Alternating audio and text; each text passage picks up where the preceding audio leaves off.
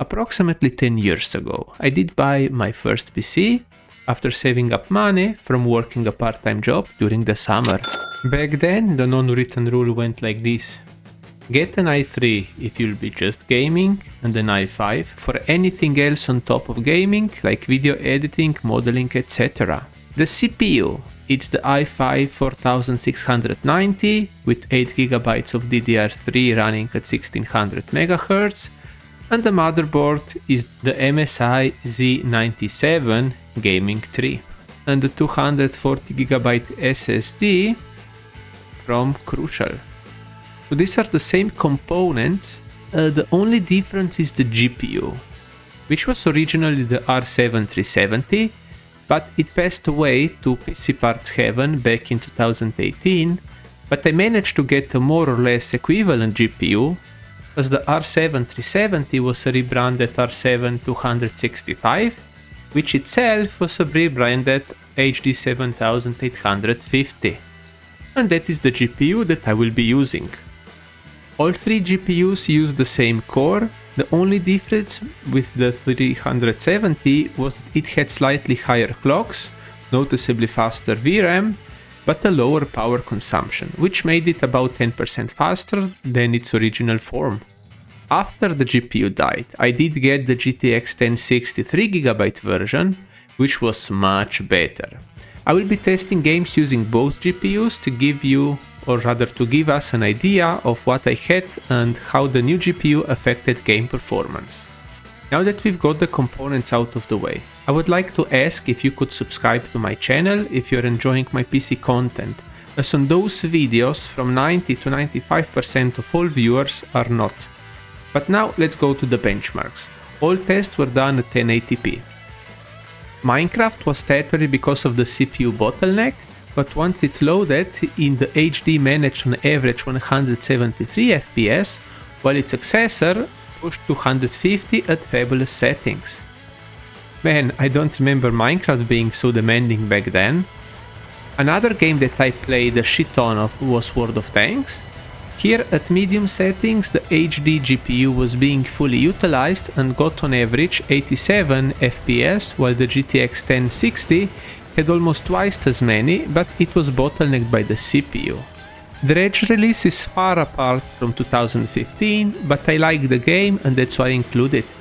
Here the Radeon GPU pushed 156 FPS on average, again the GTX outperformed it at 231 FPS. Counter-Strike 2 did surprise me, as in both cases the game was playable on low settings, yet it did stutter at times because of the CPU bottleneck. Witcher 3 was and still is a demanding title, thus the low preset was a must.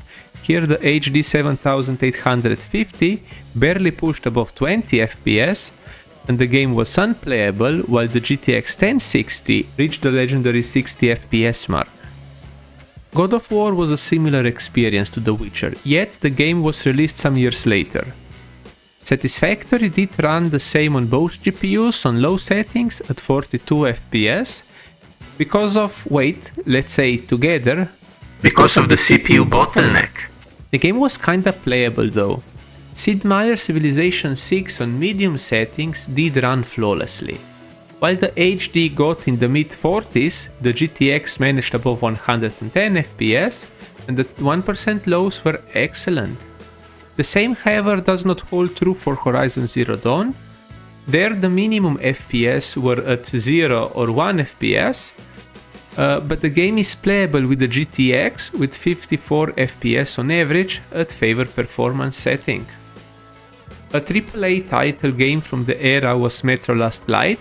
Here, at very high settings, the HD graphics card gave us a respectable 44 FPS on average, while the GTX pushed out twice as much.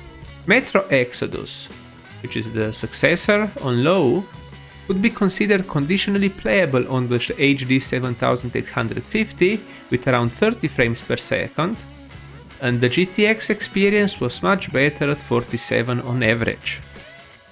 I would like to reiterate that the R7 370 was on average 10% faster than its older brother, which I used for testing, but still we see that the GTX replacement card did prove its worth. and oh, that card is also original.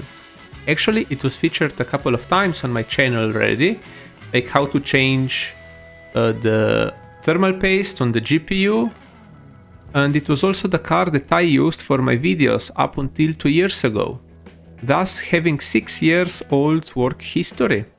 The CPU and motherboard combo, including also the disk, I used it up until early 2022.